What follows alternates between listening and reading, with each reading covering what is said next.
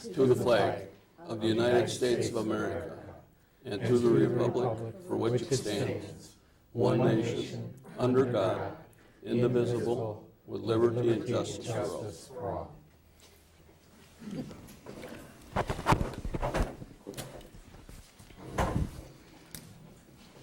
Let roll call show that Egidio is absent, excused absent.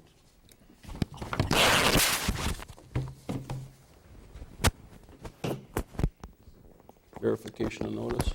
The meeting was properly noticed. Okay. Approval of the minutes from the December 21st Town Board meeting. Any updates or changes?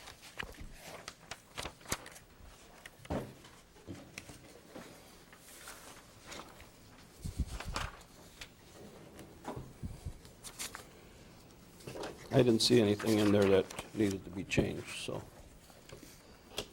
I don't have any. I'll move to approve the minutes from December 21st, 2021. I'll second. Okay, motion's made and seconded to approve the minutes from the December 21st Town Board meeting. As written, all in favor signify by saying aye. Aye. Opposed? Carried. Police Chief's report.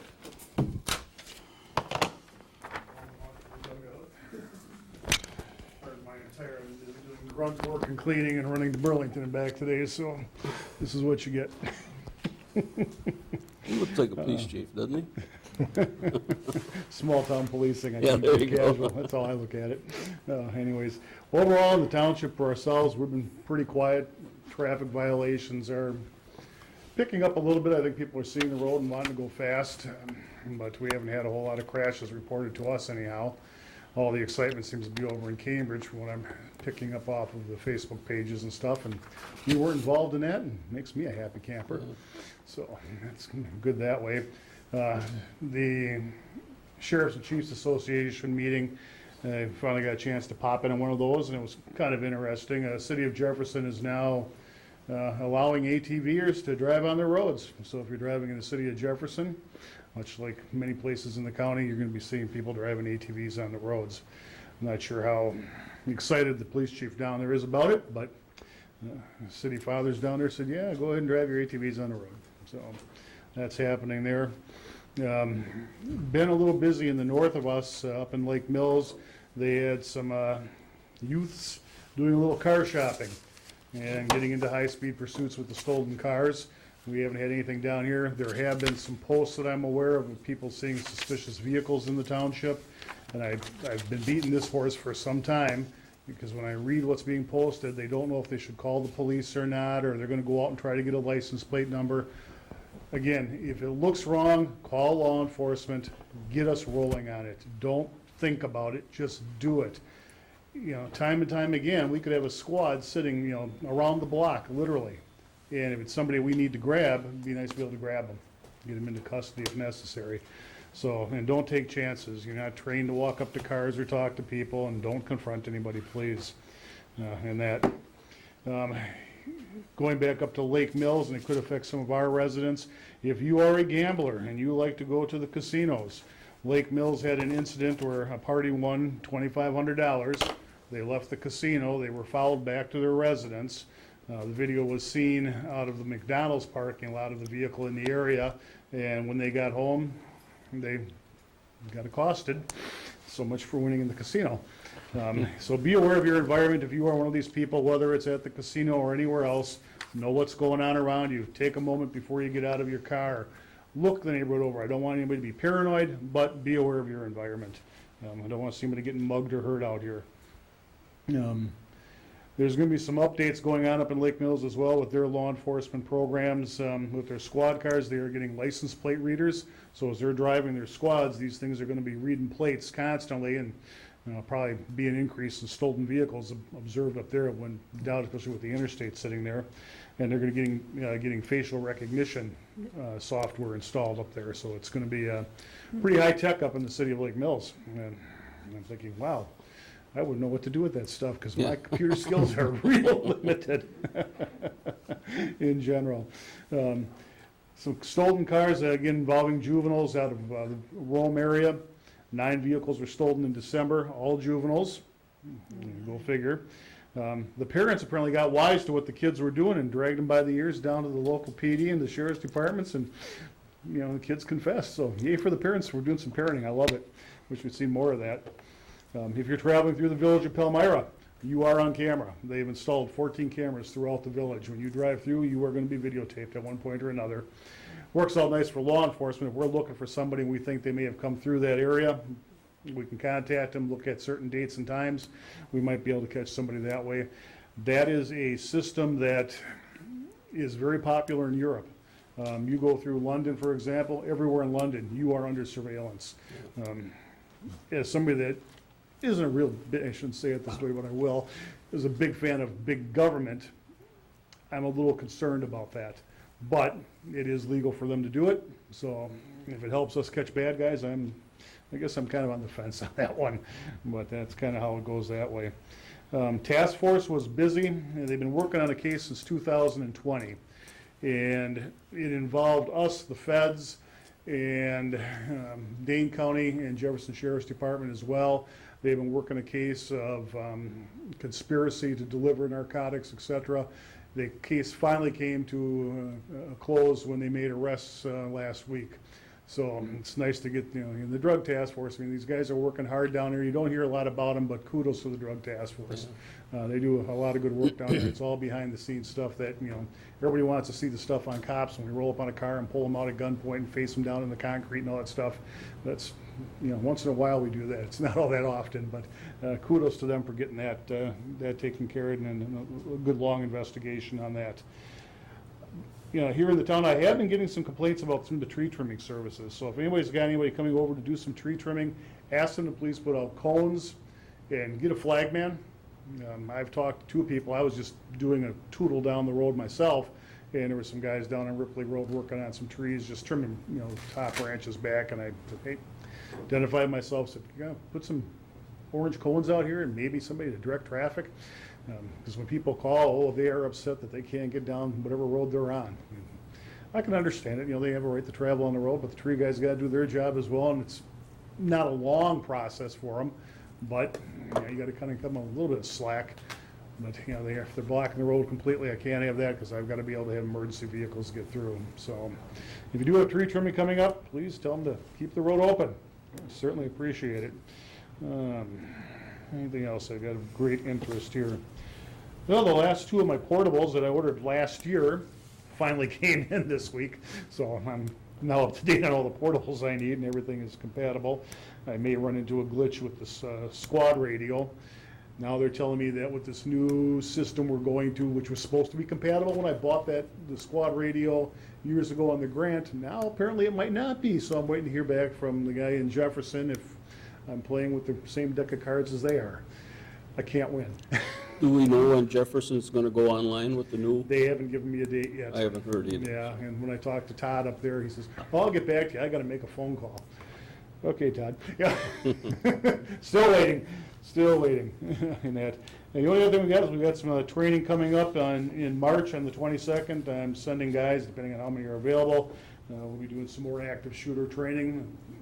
And I think that's something we really have to stay on top of in today's world. Unfortunately, it's a sad event, but we'll be doing a 4-hour block up at the Lake Mills Fire Department with all the in-county agencies that wish to attend. We're looking probably about 50 people showing up, maybe more. The lead on that's going to be the Lake Mills Police Department up there. So some exciting things going on. Our squad's running fine, so I got no problems there. I'm a happy camper. A little dirty, needs to get washed, but I'll give that to Joy. So that's all I got. Okay, any questions for Bruce? No? Okay, thanks, Bruce. Thank you. Thanks, Bruce.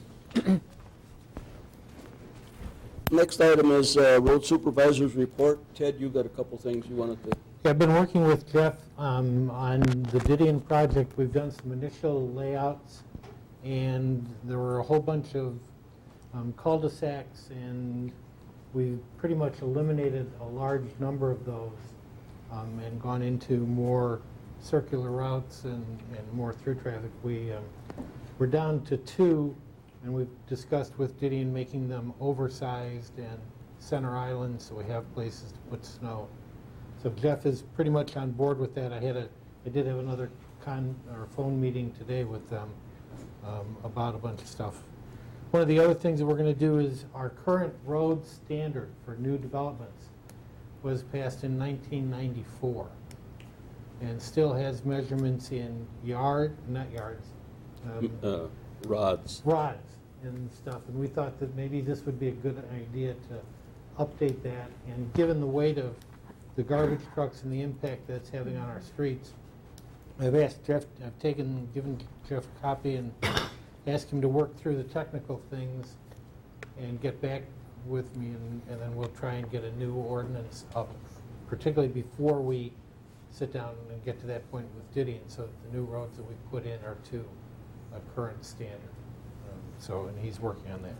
So that's all I've got. Okay. Clerk Treasurer's report?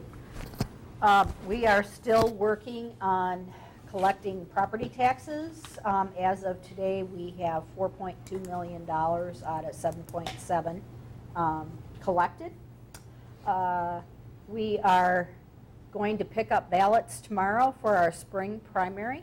Our spring primary is just for the school district of Fort Atkinson, so it will be a very small election day, but ballots are here tomorrow for that. Board of Review training. I got an email from Wisconsin Towns Association on Board of Review training. It is going to be Monday, March 28th. It is virtual, and I think we will set up a monitor and have the virtual training here. 8:30 till noon, Monday, March 28th. I will remind you again. But everybody needs to go through Board of Review training. Can we record it as well? I mean, if it happened to be a conflict for somebody? I think there is a recording. Let me check on it. Susan, they sent out a whole new schedule Right. of meetings today. Yes. Right. And That's where that came. and that's part of the agenda for the meetings. And they Right. rescheduled the one in Jefferson County to April 23rd. Although I think I'm still going to go to the one up in the Dells on March 12th. So there is a virtual, but we Yeah, can do the unit meetings have unit changed. meetings, yeah. And that is the morning part of that. So we really have a lot of choices. Have you seen the full agenda for It was the in this month's, afternoon? it was in, yes, it was in the magazine. WTA? So, yeah, so it's. I can forward this email to the board, and then you can decide when you Everybody want to should go. have gotten it. Pardon? We- Everybody should have got it? Right. Okay. Then Danny and I will be doing Board of Review training for sure on Monday, March 28th here. Well, and if you can't make a unit meeting, then that's a good way to get that training. Yep. Okay, I'd like to introduce to the board and the public, of course, our interim EMS director, Paul Blount. Been on board now 3 months. Yes, sir.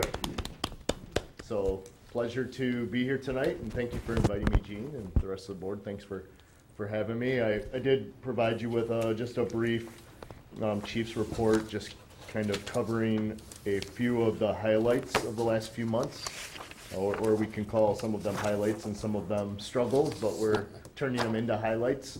I just wanted to point out that since I've had the opportunity to be interim director, we've been just working through day-to-day operations of the department and making sure that the ambulance is staffed 24 hours a day, 7 days a week, which is always our goal.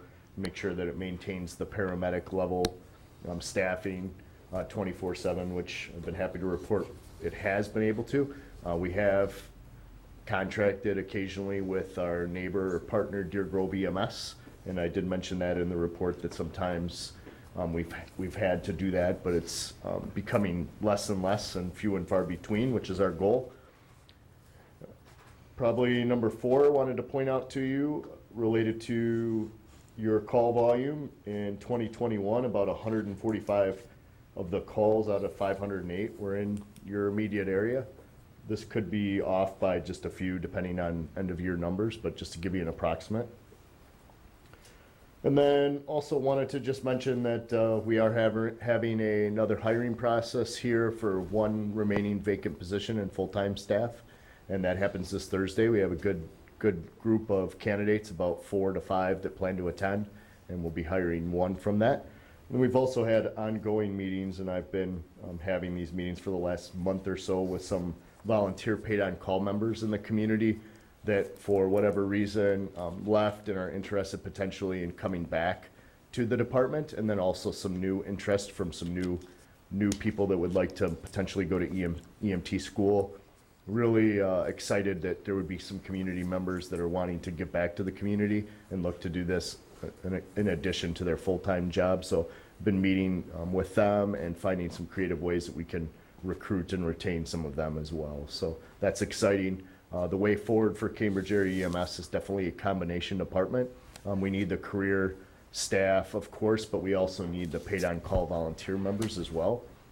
It's a pretty typical template for rural EMS and rural fire departments throughout the United States, and Cambridge Area EMS is really no different. We need both. We need paid staff and we need paid-on-call volunteer. So it's really important to me, and I'm making that an emphasis.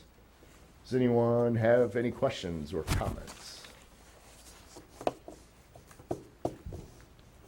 Anything you want more details about? And you're welcome to stop down at the station. Yes. Anytime. In fact, I think they're probably going to have some meetings there. I'm going to talk tonight about possibly having our February meeting at the station. Thanks for mentioning that. I wanted to make sure that you knew that the invitation was always open to come down, the public, the board, anyone, and just see the station and see what's maybe new there, and then what we're working with as far as personnel wise and having paid staff in the station, looking at our equipment, just seeing what you pay for and what the tax dollars go towards, meeting some of the newer employees. You're always welcome. The public is always welcome.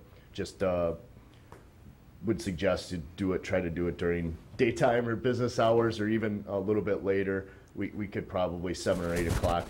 Typically, there's going to be activity at the station, at the fire and EMS station. But you're always welcome there. We are having some struggles, obviously, with the growth and the size and the apartment, and having the taxpayers are paying for full-time staff to be there and staff the ambulance and get the ambulance out the door. But obviously, the delay of 2 to 3 minutes of getting the staff across the street from the apartment is an area of concern. I detailed that in the report that I provided to you. It's just food for thought, a point to think about as we move forward with the referendum and then future planning. I'd really think that based on what you're paying and what the public is paying and what all villages and townships in the district are paying, it would just be good to be able to have that ambulance out the door in 60 seconds, which is what you're paying for. And as of right now, we just, we can't provide that because of there's not proper living quarters and safe living quarters for the volunteers and for the paid staff. So we just need to look to a solution to that, and I think obviously the referendum will be helpful, so. All right. Good. Any questions? Okay. Thank you. Paul. Thank you. Thanks for your time, I appreciate it. There's a question back here. Sure. Oh, yeah. Can I take a question? Can you tell me a number that we could reach you by? I sure can. I'm gonna just give you my direct cell phone. I prefer to take calls that way. A lot of times I'm in and out of the station, and with the nature of the job, I just prefer the cell phone.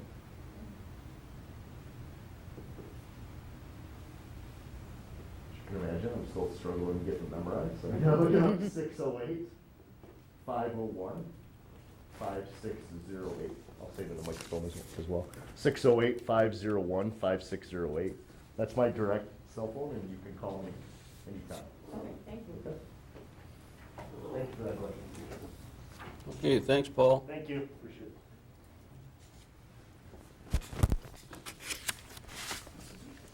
Okay, next item is a presentation from Jefferson County Tourism Council. Carol. Hi, everybody. I just wanted to give a quick update on tourism and what we've got going on at Jefferson County Tourism. One of the most exciting things that's happening is that, can everybody hear me okay? Okay. is Jefferson County is working with Discover Wisconsin on a 3-year contract, and we have some Oakland businesses that are going to be highlighted. Jefferson Speedway is scheduled to be in year 1 in the TV episode. That is going to be the Jefferson County TV episode that airs in September. And it's like the theme is going to be outdoor recreation meets small town living. And that's pretty exciting. Then we've got the Beer Cave in Rockdale, which is scheduled to be in the Cabin podcast in that first year, focused on history and legends. And then year 2, they plan to highlight Cambridge pottery and the arts and Midwest Fire Fest in a themed episode. So that will be a 4 to 5 minute segment of that episode, which would highlight our arts and Midwest Fire Fest. Then we have Dancing Goat that will be included in the digital short. It's a 3 to 5 minute digital short on whiskeys, cheeses, and beers, oh my. That is stories of Jefferson County. There's probably going to be other opportunities over a three-year plan, and I think Susan gave you the whole 3-year schedule. But there's other things where we may find that other businesses and community groups will be highlighted. Okay, as far as our website goes, we're doing very well. We projected to have 95,000 page views. We're at 118,000. We added 2 pages, Lake Ripley Management page to the website and the Town of Oakland page. And Susan and Leanna are going to be, reviewing it and letting me know if there's any changes that they would like made to those. We added photos and things like that as well. Let's see, we signed up for a subscription to kind of help us with our analytics for the website to kind of make it better and better every year. And people can enter events on enjoyjeffersoncounty.com through the front end if they have an event coming up, and then that'll come to me, and then I can review it and get it issued. Our social media is doing really well too. A lot of times our seasonal promotions always do well. The Deck the House holiday decorating contest went really well. Grand prizes included $25 gift certificates from Rubio's Gallery in Cambridge, Highway Harry's in Johnson Creek and Watertown Chamber, and they also received an ornament. We do weekly blogs. I just did one on fat tire biking on Camrock Trail.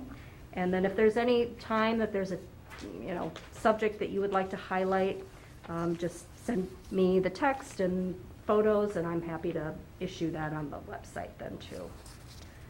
We have a newsletter that goes out to 7,300 people, and 22% open them, but anyway, 7,300 emails go out. We are working feverishly to finish up the printed guide, which Leanna and Susan worked very hard on the beautiful page that they did for Oakland. And this is what it looks like. Oh yeah, there's the color one, that's better. Nice. Yeah, so we have some beautiful photos of the lake. That really highlights the lake and our natural resources. There's one photo in there that just shows how crystal clear Lake Ripley is. It's just wonderful. So thank you to both of you for helping with that. I didn't have to do any work on that. That was all them. Our ad sales are going well. Yeah, the beauty of the Oakland page is that we can highlight on the lake, and we have so much more space to have photos and all that. And then Cambridge has their page, which we can highlight the Camrock biking, the arts, and events and things like that, downtown shopping and all that stuff. So, okay, what else? Oh, we have, special interest articles that we're doing on, business travelers and traveling with a dog and weddings and supper clubs and things to do with the whole family, all kinds of, different articles that we're doing. And then there was a what not to miss. I'm trying to trying to remember the title of it, but we each picked one thing as, you know, somebody who lives here that a visitor wouldn't know that we wanted to highlight. So I think Leanna did the bait shanty, and I did Midwest Fire Fest in Cambridge. So we'll have some photos and things that will be highlighted on that too. We are printing in February and distributing it in March. There will be 30,000 of them that go out, and they go all over Wisconsin and along the, you know, at the visitor centers, and even that ferry that goes across from, you know, Milwaukee to Michigan and Iowa and Minnesota area.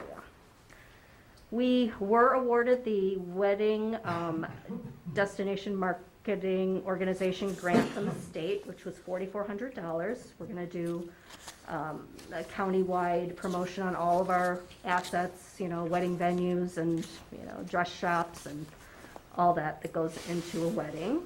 We're going to do a print piece and a page on the website that will guide people to with that print piece. We were invited back to the Camper and Power Sports Show at Jefferson County Fair Park. We are trying to staff a booth there, and I offered that the businesses were welcome to go there and, you know, hand out brochures if they wanted to. If we have enough people there that can staff it, we will be there. Destination Madison is another kind of partnership that the village is purchased.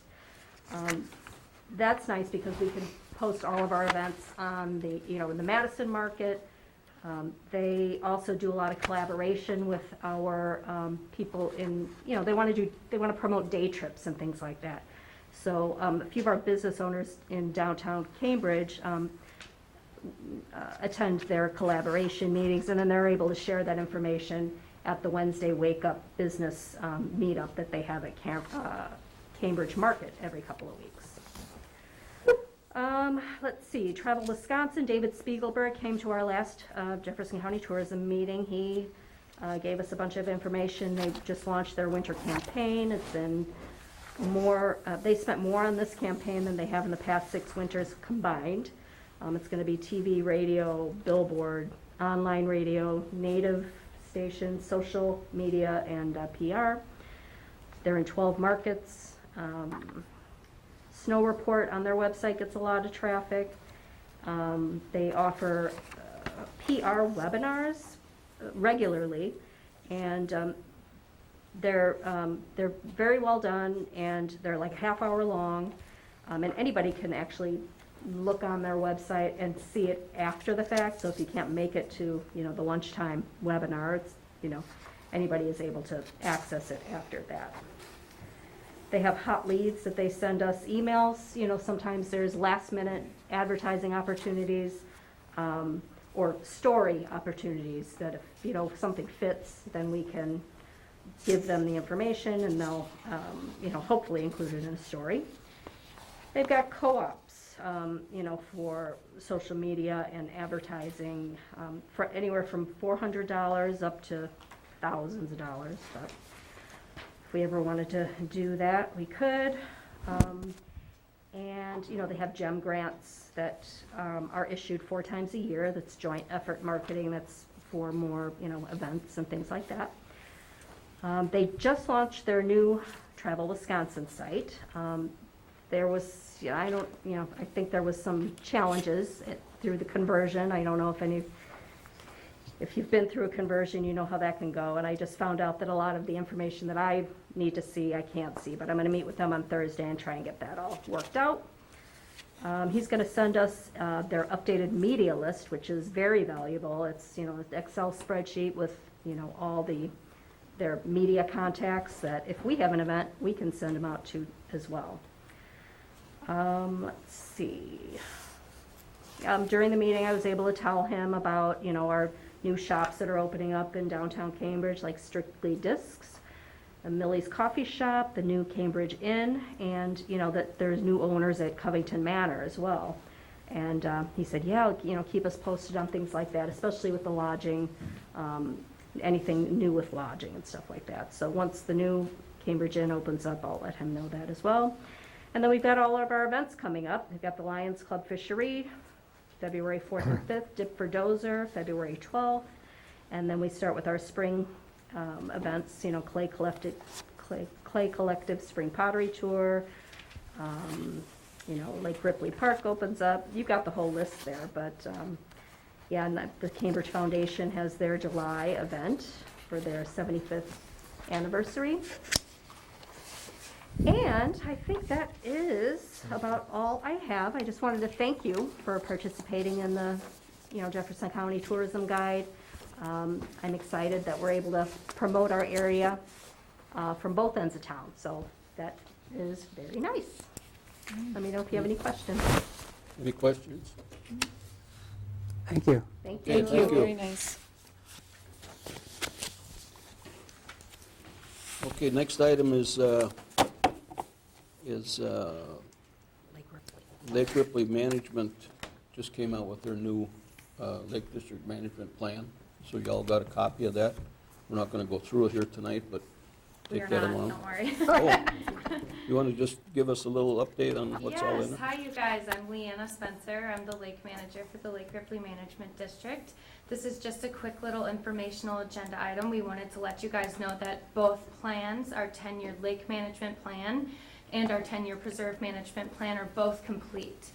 We've been working for a little over a year and a half. You can come to the office and pick one up. We're offering them for a suggested donation of your choice, or you can view both plans online for free.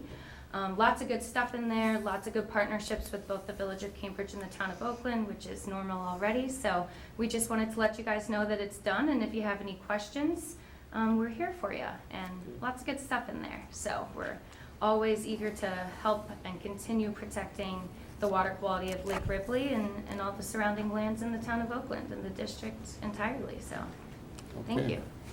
Thank you, Do you have any Leanne. questions? Any questions for her? Looks nice. Mhm. Yeah, very yeah, nice. looks like it did a good job on Thank you so much. We worked really hard on it, so we're happy it's done. it. Yep, thanks. Lot of Thanks, work. you guys. Yeah, Thank you very much, Diane. Okay, next item, discussion and possible action on engagement letter with Johnson Block CPAs. They've done our audit here now for, I think this will be the 4th year. Hasn't changed from last year. The price, the cost is the same, and basically the contract is the same as it was last year. They have already scheduled a day for the beginning of the audit, which is Monday, February 28th. Okay. They will begin the audit. Well, in that case, I'll make a motion that we proceed with the engagement letter with Johnson Block CPAs. Second. Okay, motion's made and seconded to engage with Johnson Block on their auditing. All in favor signify by saying aye. Aye. Opposed? Carried.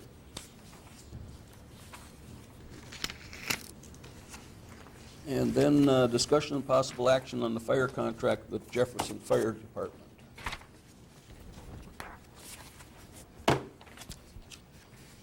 So the term of the contract, January 1st, 2018 to December 31st, 2022. Right.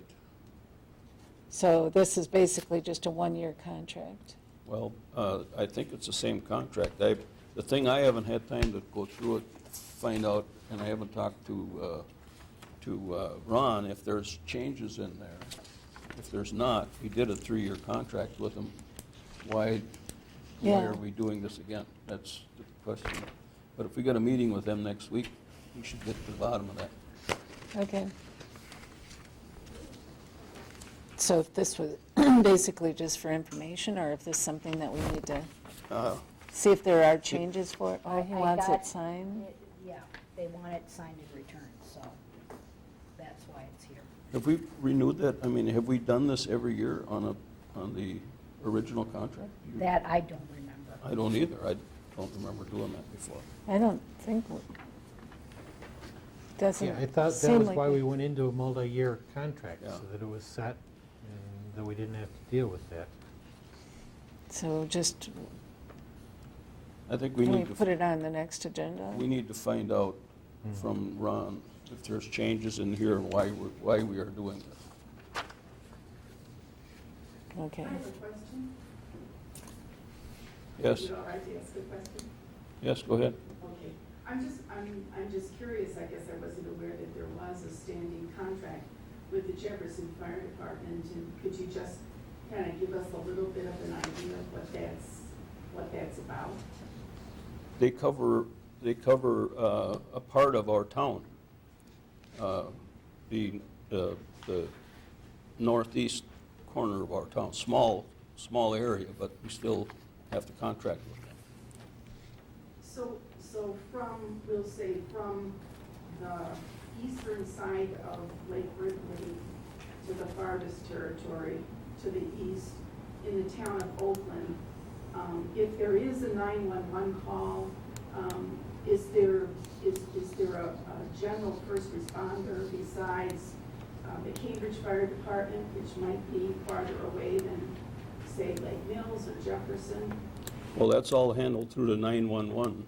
And if Cambridge isn't available, as an example, they'll jump to probably Jefferson out there or Lake Mills out in that corner. So that's all handled through 911. So is it a paid-on-call then? If they do get called, then, or is the contract just a standing contract and then they handle whatever?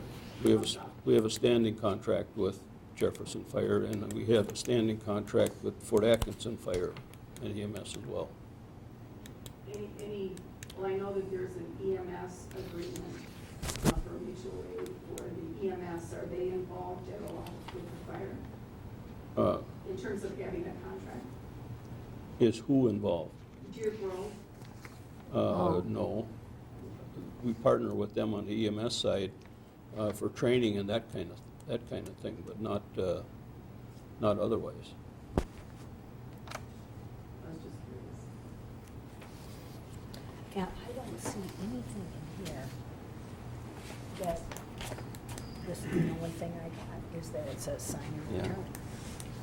Do you want a motion that we sign it subject to verification? That's what we probably should do then. Verification. That way we of- can sign it when We verify. when we verify it. Yeah. Verify no changes. Yeah, verify it's required and there's no Right. changes.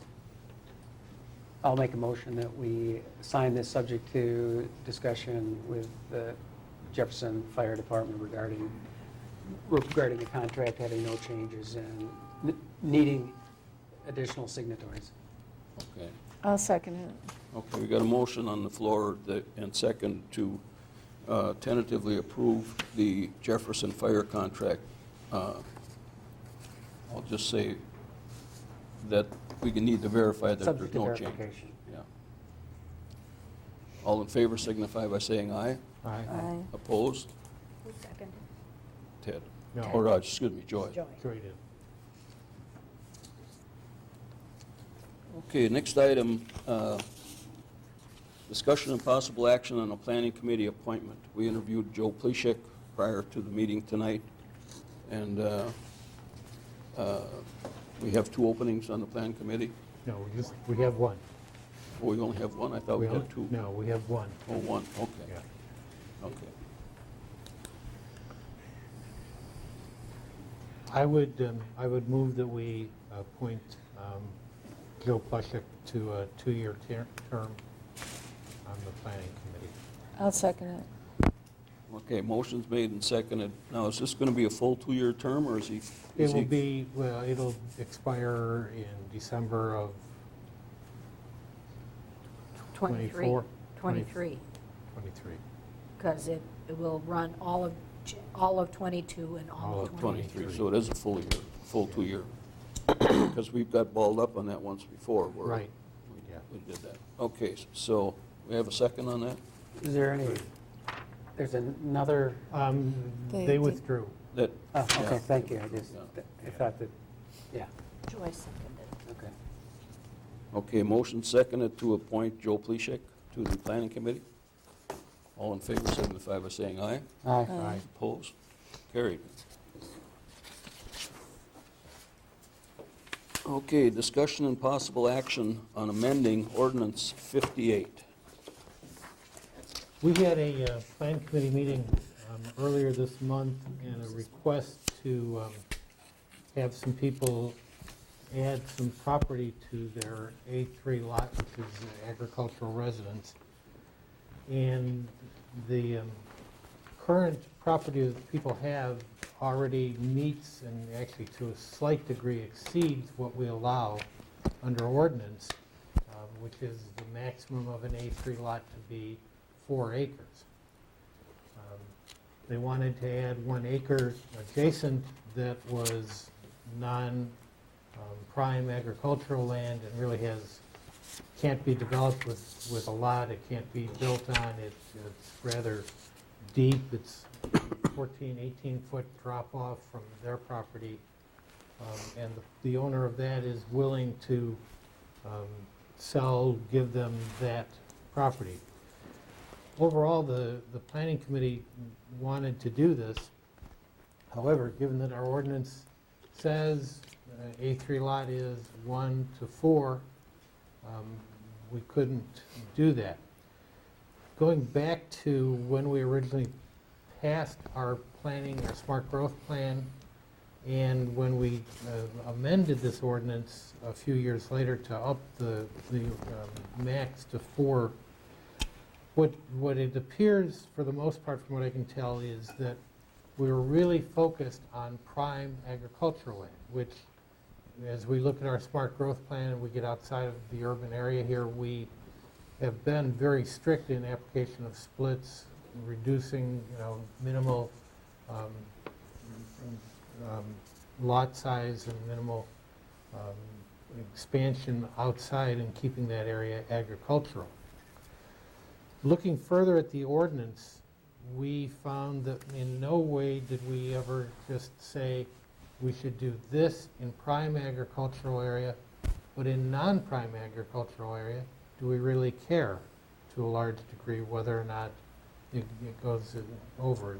And so after some discussion, and Tom Shabowski from the Plan Committee is here, he met with me, and Tom and I walked through this and looked at this and then came up with this amendment to our planning ordinance, which would take where we define lot size in section 3121 subsection B number 7 and change it to read what it reads currently is minimum 1 acre, maximum 4.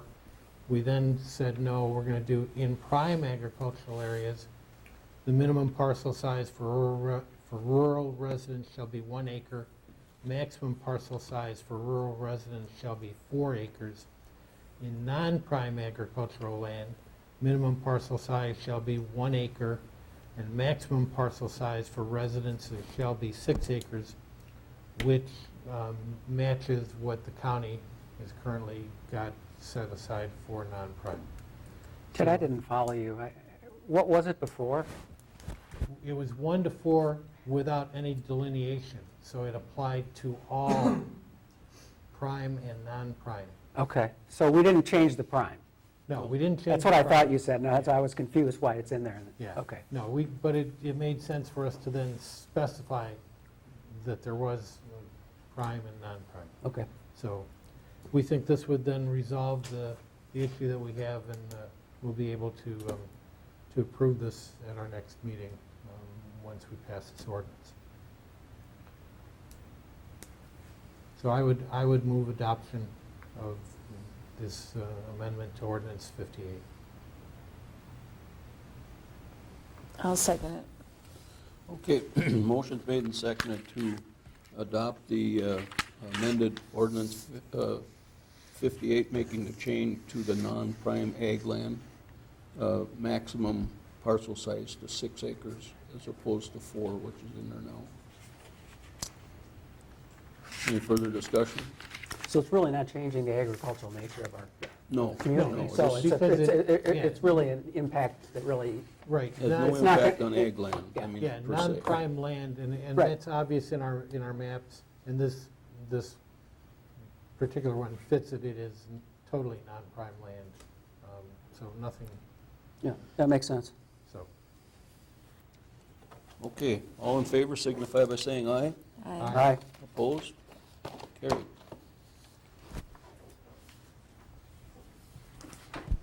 Okay, next item, discussion and possible action to discuss town property reval with our town assessor, John Pounder.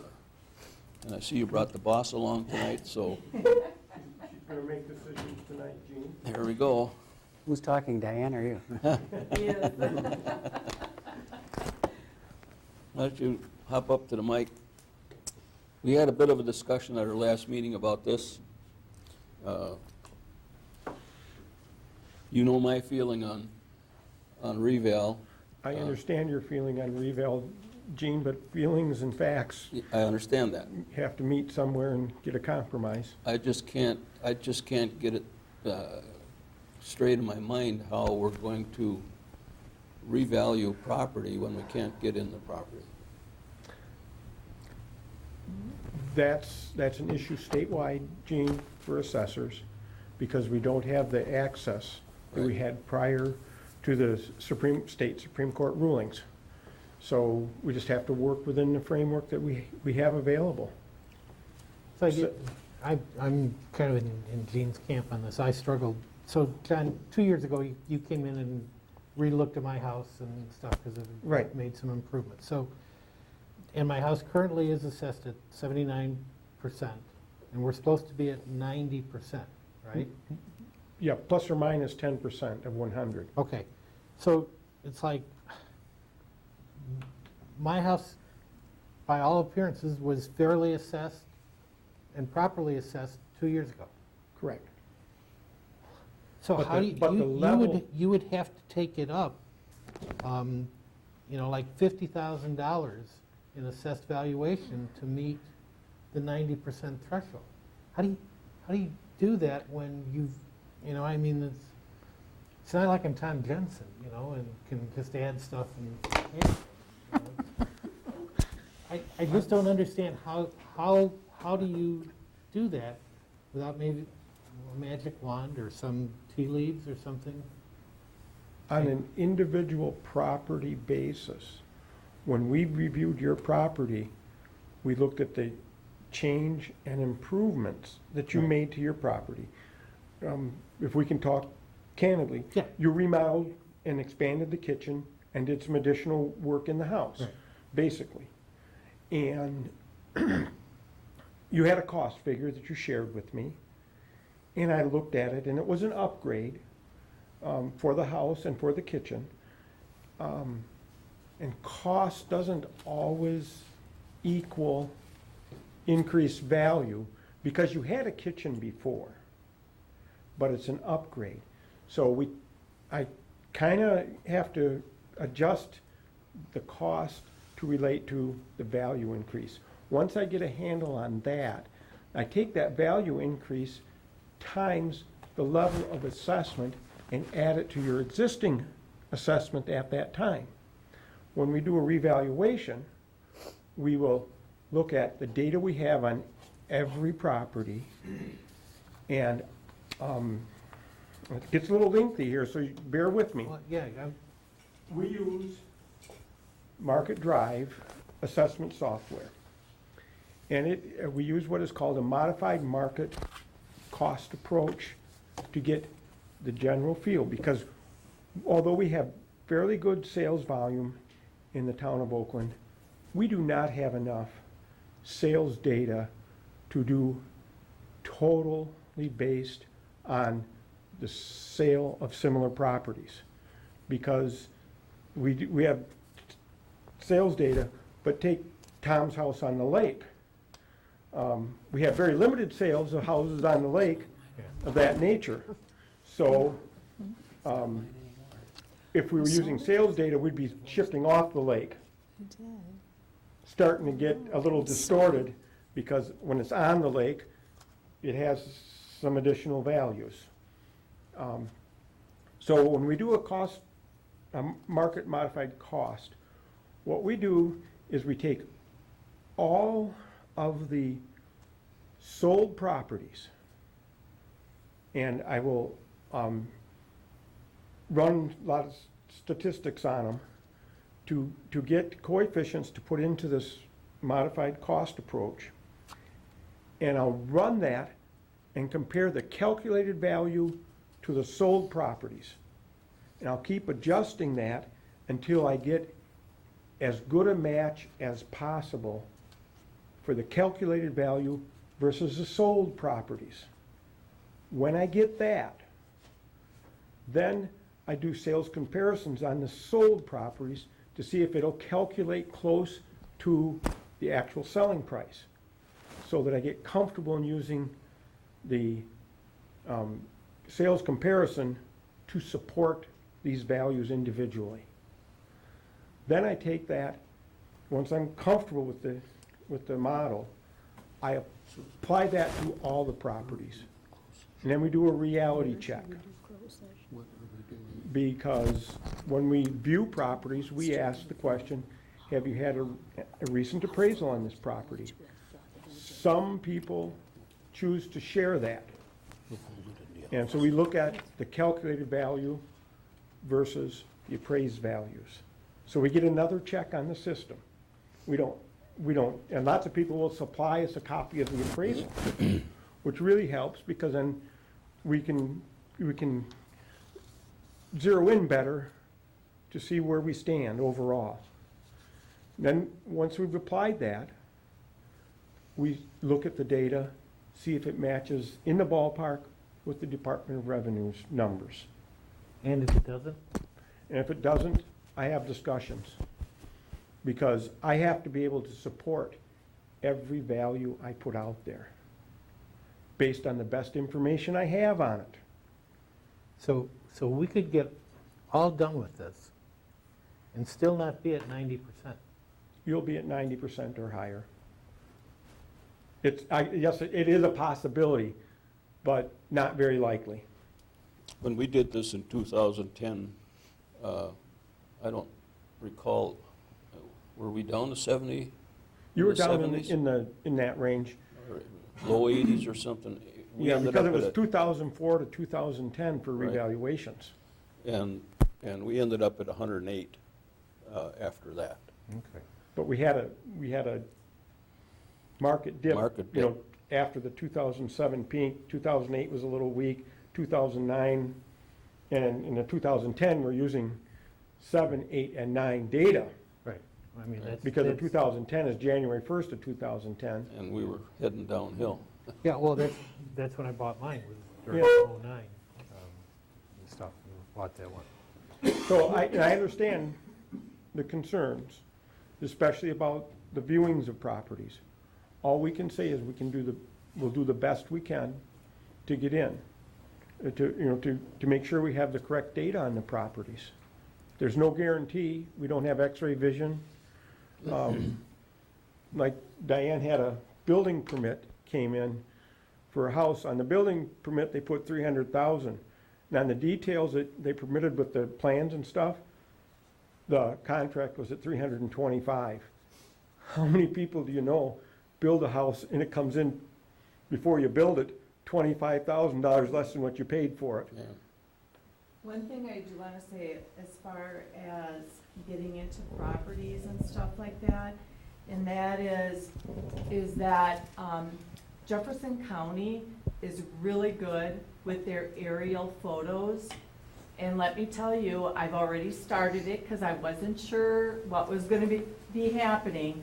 But when I go and I look at a property, I don't just look at that building permit and say, oh, they added a new driveways aren't in there, like a new detached garage. I look at, do they have concrete there? Do they have a swimming pool there? Does the house look the same on the aerial photo that I'm looking at and on a sketch I currently have?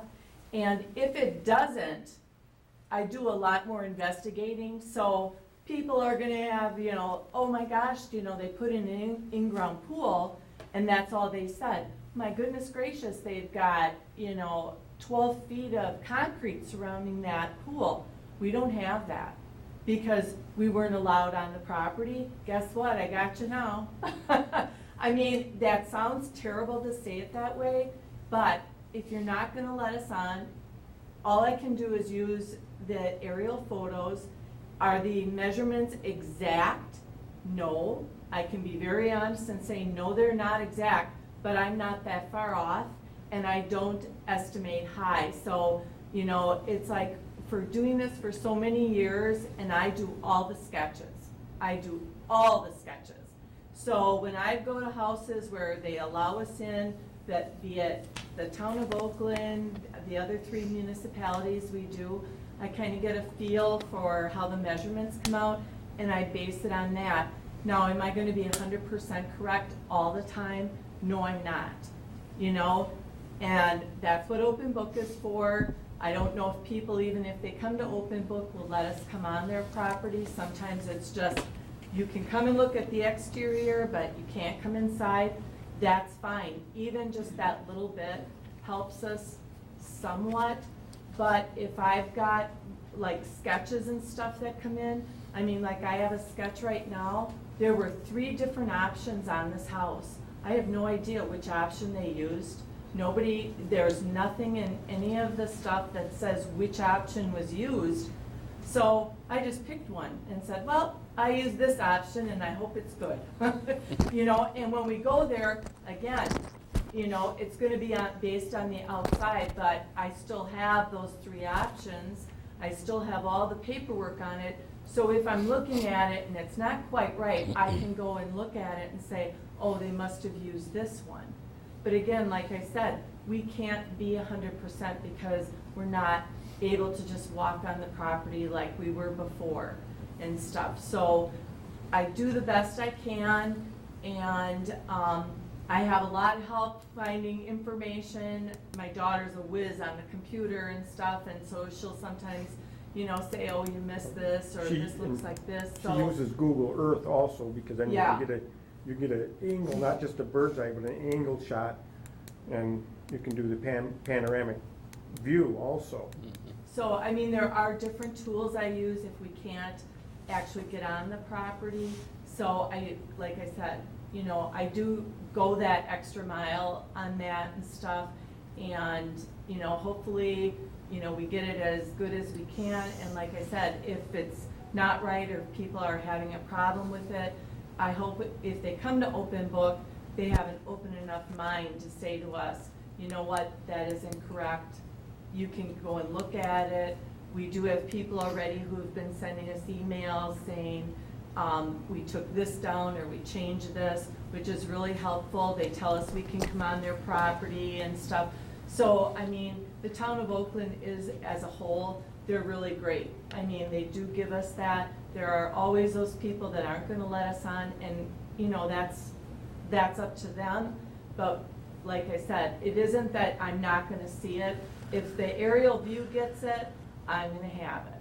So whether it's concrete or asphalt, sometimes if it's an older one, that's a little iffy, but then when we go by the house, I mean, we can certainly see. And we will be going by all the houses that we're doing. It's not like we just say, oh, we did that on, you know, online and that's it. We still do take pictures of everything as time has gone on, and they've updated Market Drive. With some of the updates, they got rid of some of my pictures. So that was a little bit of an issue. So some of the farms, you know, that is gonna be a big issue for me, because the other things, the houses, I've got all the houses, but some of the farms, I'm missing the buildings, so that's a little bit of a problem, so. She means missing the photos on the. Oh, that's what I mean, yeah, I'm We sorry.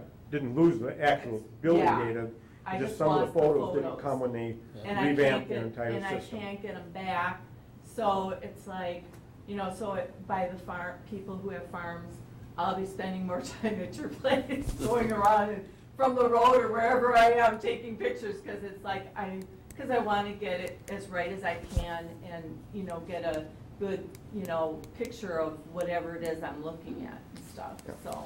We're not, in a revaluation, we're not looking to target anyone, but we are looking to get a realistic market value so that the tax burden is distributed fairly amongst all the property owners. We talked a little bit last meeting about doing this in stages. Yes. And we have, what, 2 years that we can Yes. take to do this? Basically, between now and mid-September of 2023. So, Because of board review and getting the statement of assessments and everything into the county, you want to plan on a later board of review for 2023. so the question is, we don't particularly have budget for this year to do this. We'd have to look at some other things. How can we do some of this? How do we manage the money on this? What's it going to cost to do, and how can we spread this out? Okay. My proposal would be the total cost from ground zero is $87,400. We already have a contract for 2022 for $17,220. And if it was just a maintenance contract, you'd also have basically that cost for 2023. So the revaluation part of that would only be $53,360. Now, I don't know if you have some funds you can move around for 2022. We can rewrite the contract. I'm not against that at all. And work done so far this year with the mobile home parking permit fees and stuff, and our building permits and all the other stuff we do behind the scenes, that'd just be blended all into as though it were the initial starting date of a contract. We would be asking for some additional funds in 2022, if possible, because we're going to have additional costs. We would propose that we would do this in basically 2 sections, try to do around the lake, basically 12 to A in that whole northwestern corner of the municipality in 2022, so that we can still follow up in 2023 to get anybody that wants to, that we need to get to, or that will reschedule because they're not available when we're doing the majority of them. And then we do the outer lying areas in 2023. That would give us focus on summer for data collection. Would that divide out evenly? No. So, There'd be more field work in 2022, less in 2023, but more office work in 2023. So it just spreads our work out where it's manageable for us. Does that include the board review at the end too? Oh, absolutely. And open book and all that? Yes. Everything to be, any appeals. So, so basically you're waiving the contract we have for 22 and assuming it'll be the same in 23. So the reval part of it would be 53,000 and change. Yes. so how would that break out, John? Because again, I don't know we're at how you 2022. can manage your funds, Ted. So what are the I'm going to cost manage, factors? we're going to manage our funds the best we can, depending on what you want. We've talked about it, and if we could get beyond the normal contract amount of 20,000 in 2022, we can manage it. So 20,000 additional for 2022? Yes. And if that doesn't work, just, let me know what you can do. We'll look at how we can try to manage our end.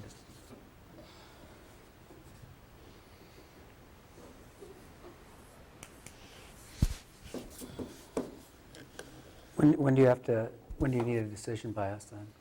Well, the sooner the better for our Right. planning purposes. Right. We're going ahead with all the building permits and all the other normal stuff, because we have to do that regardless. Because even though we may have a later open book, we have to have all the new construction into Department of Revenue by beginning of June.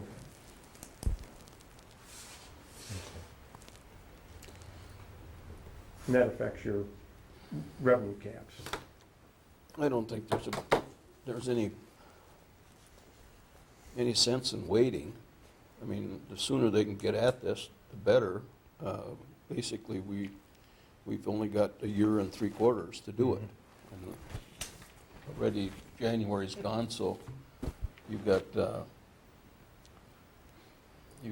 balance of this year, which is 11 months, and then 9 months next year. I just wanted to say, and when John said we're basically gonna focus around, like Lake Ripley for 22, what we plan on doing and we're already doing building permits and all that kind of stuff, but what we're gonna do is, we're basically going to send out a letter to everybody. I don't know if we're gonna do everybody or just around the lake, or how we're gonna do that first one, but we're gonna do it, and then we're probably gonna be, like, after, open book and board of review for 22, we're gonna be working, like, around the lake and stuff like that, so that, so we've got all the information, so everyone's, because most of the people around the lake are there during the summer, so we're gonna try to do it that way. So we're not gonna try to, like, have the board of review or, all this lake stuff done before the board of review. I mean, if we get some of it done, great, and that, but it But the- isn't like our main. You're looking at the Board of Review on 2023 is what you're saying. Right, Say, Meg, right. you want to get this done because people are going to be in town, at least here, and then complete it in the Right. first part of 23 necessary, and then all the reassessments will be May or whatever we typically have at the Board of Review later in 23 or whenever that may be. Right, the value changes for the Right. revaluation will take place in Right, 2023. right, gotcha. So that nobody's getting nicked in Right, 2022. yeah, that wouldn't be right. I mean, by that's, an higher value. that's what I was assuming you were getting at, Yeah. because Yeah. it would have to be the same, otherwise. Oh, yeah, there- yeah. And we do that, I mean, in other municipalities, we do a quarter of the town every year, and the people that we do the quarter on, they don't, they don't get bumped, Unless there's a major data yeah. change where, Right, Like which a- would be normal, building- any year would be like that, right? Right, right. So when you do that quarter of the town, you wait till they're all done, and then you make the adjustment, correct? yes. Yeah.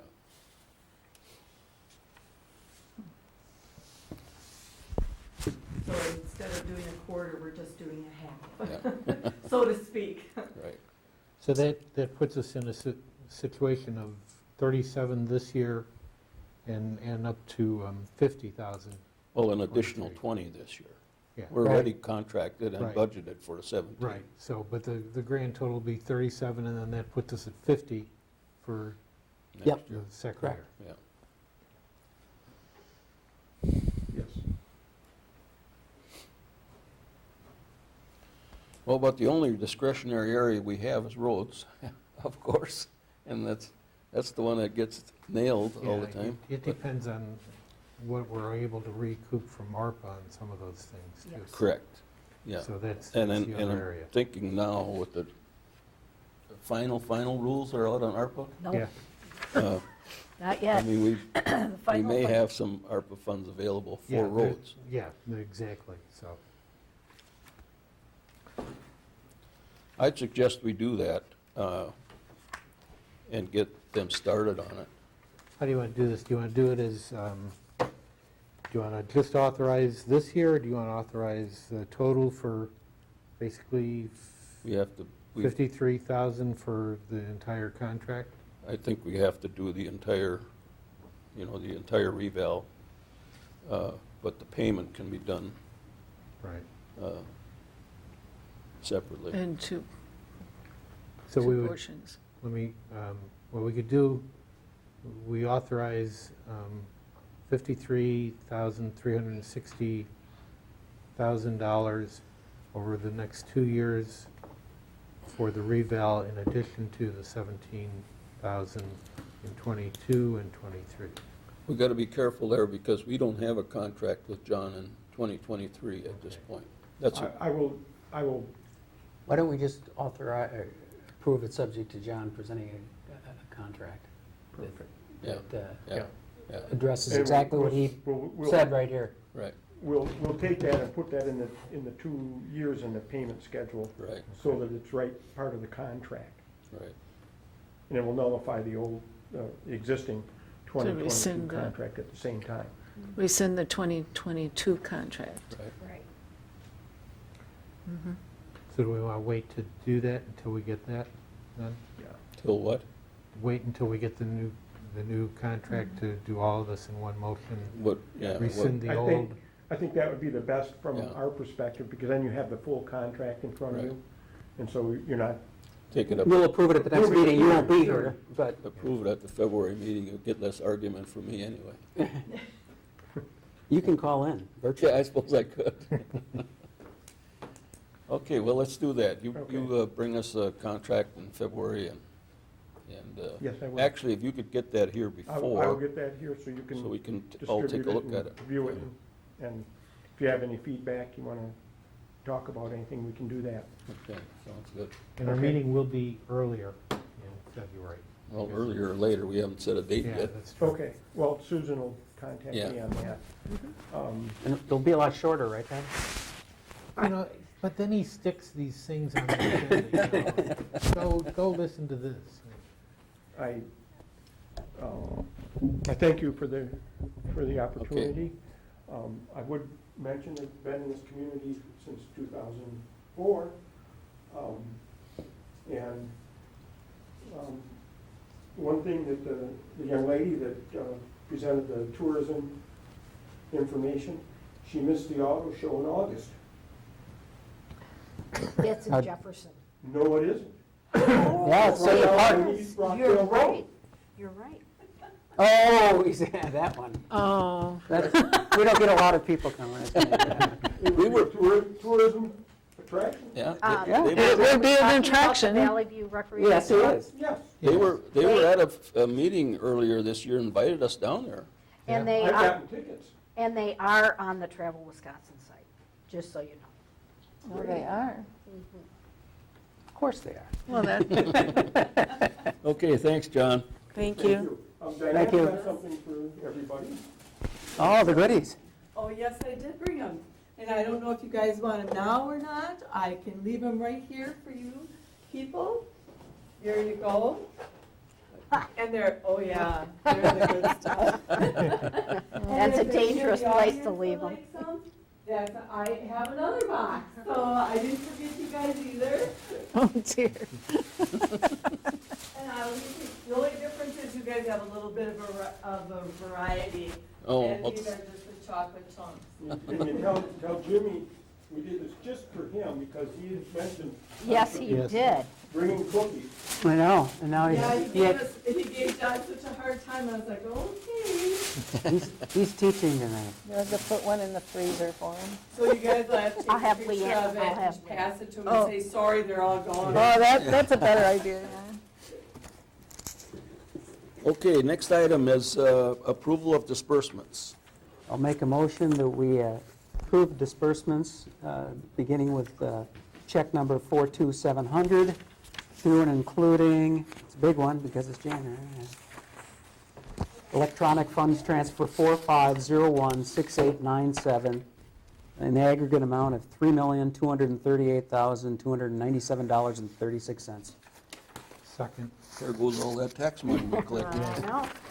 Okay, motion made and seconded to approve disbursements in the amount of $3,238,297.36.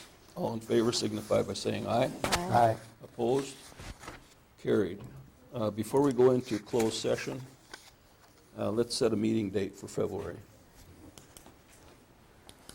We're going to have the ARPA input, the public input session for the ARPA funds at that February meeting. As well, Danny and I will put together a flyer that we could put on our website and that we'll post so people have some idea what ARPA funding is, but that will just be like an education meeting. Yeah, and with the meeting to follow, the regular Right. board meeting to follow that. I would recommend February 8th. I'm going to also be gone starting the 16th through the end Okay. of the month. Then So- let's do the so 8th. the 8th would be better for, well, assuming Tom and Joy can make the 8th. February 8th at 7 o'clock for public input with meeting to follow. Well, Does that give Good. you guys time to put everything together? But that's only Yeah, a couple weeks. I know. 3, actually. 3 weeks. Yeah, 3 weeks. we could do the public input at 6:30 and do the meeting at 7, or? you Well, wanna do it just at do 7? the meeting to follow, because you don't know how long that That's public true. input All right, is. I mean, so- that's- What, Tom, Joy, what works for you? 6:30, 7? February You wanna 8th is just do fine with 7? me. You want to do 7 to start with a public hearing and then the meeting to follow? 7 o'clock, yeah. 7 the 8th? Yeah. Would 6:30 work for the public input, or is that too early for you? No, I'm just working at home still, so it doesn't matter. I just got to remember to come here earlier. So if you want to do it earlier, I'm Would okay you with it. want to have that meeting at the fire hall? No. No? So the No. 8th at Not if 6:30? we're Not asking with people to having come. public input, right? Yeah, if we're going to ask them to come for public input, we Yeah. want them to come here. Yeah. So, Well, do we want to do it, because it's public input, keep it at 7 o'clock or not? Yeah. yeah, And then meeting to follow, just like we Yeah, do our annual I meeting. think so. yeah, okay. Okay. Because 6:30 might be early for some people. Yeah, yeah, Okay. that's fair. Okay. So board meeting at 7 PM here Great. Yes, on the 8th. on the 8th. I will